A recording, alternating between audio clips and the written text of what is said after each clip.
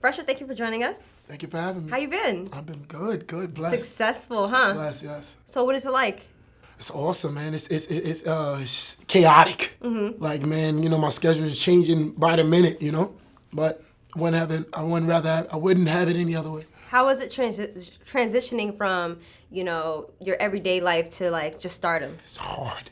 I mean, no sleep. You're getting pulled from so many angles, and everybody wants to see you. They want you to be everywhere. You know what I'm saying? You go from doing one event a week to doing 3 events in a day. You know what I'm saying? So it's crazy. Right.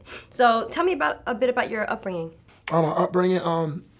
Was raised by my dad. They weren't together, but they did co-parenting. I mean, I couldn't get away with anything. I was a standout athlete in high school, football player. Grades led me to going, D2, but I was a standout athlete, football, major sports guy. I had a great childhood. I was a spoiled kid, only child on my mother's side, so I got everything. My dad, awesome guy, so cool guy, so pretty much cool life, Yeah. So what position did you play? Position? Yeah. Oh, wide receiver and safety. Oh, nice. Yeah. Give me the ball, I'm out of here. I'm out of here. You know what I'm saying? Who taught you how to play? Who taught me how to play? Yeah. My uncles. My uncle went pro. Anthony Simpson, he played for the Tampa Bay Buccaneers, and my whole family just sports. So just being around it so many years, you watch them and you just want to be just like them, Right. And I mean, now you're doing music, so Yeah. what, at some point, did you want to be an athlete? Like, did you want to go professional? Yeah, what happened was once I dropped the ball on the athletic side, I knew I had to do something, you know what I'm saying? And music, always had a love for music, you know what I'm saying? Like, I could recite lyrics for days, you know what I'm saying? I'm a big-time R&B dude.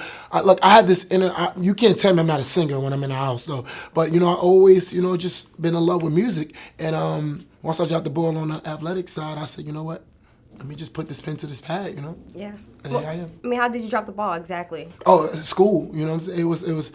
I was a great athlete, but schooling, man, I was a smart guy. Don't get it, very intelligent. Whenever I, assert myself, I'm good. But it was just so many distractions. You know what I'm saying? I had my son early, I'm 16 years old, you know what I'm saying? So it's a lot of distractions. Yeah, well, how was that being a father at 16? Oh my God, that's crazy. That's crazy. Just imagine being in high school trying to raise a kid, it's tough. Yeah. So. Like, what did your mom say? What did your parents say? My mom, my dad, they were upset, you know what I'm saying? Because it was just like, basically like you're making your life that much harder, you know what I'm saying?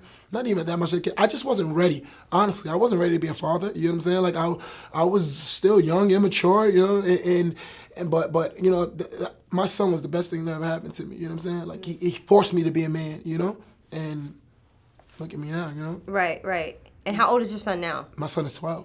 Wow, so like it's kind of, you're at that phase now where you have to have that talk with him just so he doesn't go through the same shit. Exactly. That's my talk right now. Don't be me, Keyshawn. Do not be me. You know what I'm saying? He's a junior. Do not be me, man. You know what I'm saying? Look at me. Look at the grind. Look what I had. You know what I'm saying? Like, don't be me, Keyshawn. You got to stay focused. And if you want to do this football thing, this is what you do. So I have a workout every day. So half the times you don't understand why I'm putting him through this, why I'm so hard on him. I'm hard on him because I failed, you know what I'm saying? I don't want him to fail. I don't want him to go through what I had to go through, you know what I'm saying? Right. And like, so he plays football, right? Yes, so he plays football. We recently did an interview with Miko Grimes and we talked about CTE. Mm-hmm. And she, her husband plays professionally and her son is 5, I believe. And she talked about how my son's never going to put on helmet and pads ever in his life as far as I'm concerned. Now, what I did discuss with my husband is, if he's in high school and he basically tells me this is what I want to do, I will probably allow it.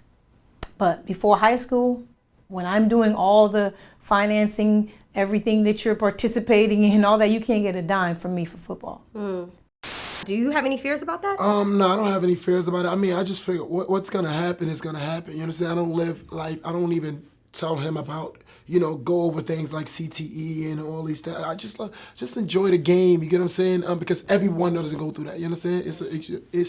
It's any sport you can get hurt. Any sport you get head injury. You know what I'm saying? I know football is a little more, more. It happens more in football, but I just want to just live life and do what he want to do. You know what I'm saying? I don't want to hold him back and flood his mind with fears. Right. And at some point, you coached Oh, I coach. I still coach. You still coach now? Yeah, yeah. Every chance How I do you get, have I'm out there. time? I don't have the time, but I'm there. I'm the one right before the game. Let's go. You know what I'm saying? Because they live for that. You know what I'm saying? And it even inspires the other team. You know, after the game, that's this Saturday that my son lost the playoff game. All the kids from the other team running over. They taking pictures with me and my son. They not even thinking about. It's so bigger than the game. You get what I'm saying? Yeah. My presence there alone is just inspiring these kids. You know, so I make sure I'm there anytime I can be there. Right, right. And you coached basketball and football. Yeah, basketball and football. Right. So, is there any other kids that you took under your wing? You know, the game is, well, let me take that out. There's like a lot of people that, you know, don't have father figures in their lives. So, is there any like, are you a father figure to most of them? That's what I am. That's what I'm saying. Like, I'm here to inspire these kids. I'm here to guide these kids because you can tell these kids, you know, you got to do this, but who's showing them? You know what I'm saying? So every chance I get, I'm there to show them and let them know. Listen, you know, I'm here for you. You understand? Like, a lot of these kids don't have fathers in their lives, or their parents working 2-3 jobs and they can't be there. I'm there whenever I can just to help them get through the day. You know what I'm saying? Yeah. If I can inspire 1 out of 100, I did my job. You know what I'm saying? Yeah. Now let's go back to where, you know, you're in D2 and football didn't work out for you. And when did you say, okay, like let's take this music thing to the next level? When I said I'm gonna do music, that's what I'm saying. When I do anything, I put 1,000%. If I can't, I don't want to do it. You understand?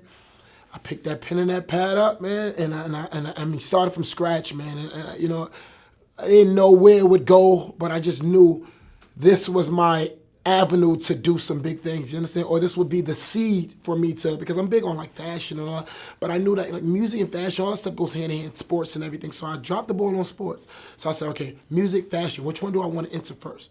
I said music, you understand? Because I already had a following with sports, so I just would just channel it, bring that fan base over, you know? And my first song was Polo. Oh my goodness. I had like 20 people on the Polo remix. Like, and I was horrible. I was horrible. But this was me. Again, Phresher, I gotta support him because this is the people, he don't half-ass anything. So I have to support him. They supported me, and I had 20 people on the remix, like real legit rappers that were better than me, you know what I'm saying? 20 people on the remix, and that's when the fan base started growing. Like, wow, this kid, you know, he was so relevant. Polo was the thing, you know what I'm saying? And so we made a song about it, and it just grew, you know what I'm saying? Right now, Polo got about like, I want to say 100,000 views, but it shouldn't even, you know what I'm saying? I didn't know it would get that much, you know, but it did, and it just started catapulting everything, and everything after that just started growing wider and wider, you know? Right. And who inspired you? My dad. Mm-hmm. Yeah, I'm, you know, in the game, you know, I was growing up, big Jay-Z fan, Jay-Z, Eminem, favorite artist, but my dad, man, like, you know what I'm saying? My father was ultimate artist, you know, like, great rapper, you know, he was in a group, it didn't work out, but man, my dad, like, he's like my number one, like, that's my guy, you know. Mm-hmm. And was he hard on you? Oh, hard ain't the word, man. We gotta find a new word for, you know, another word. Like, my dad was hard on you, but I you know, sometimes I being older now, I understand why he was that way. You understand? Sometimes I didn't get him, like, I ate a little bit too much, but he dropped the ball. You know, hell of an athlete too, basketball player. And he was telling me, hey, listen, it ain't just being nice, man. It's a lot that goes into playing these sports, man. And half of it is not on the field and on that court. You know what I'm saying?